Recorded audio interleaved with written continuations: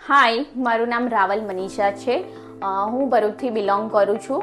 મારું Finland study visa માટે dream હતું, બટ મોસ્ટ વરીડ મારા માટે એ હતું કે મારી એજ્યુકેશન ગેપ જ 18 વર્ષની હતી. ત્યાર પછી મેં આઈવીસી ગ્રુપની વિઝિટ લીધી હતી ઓફિસ પર.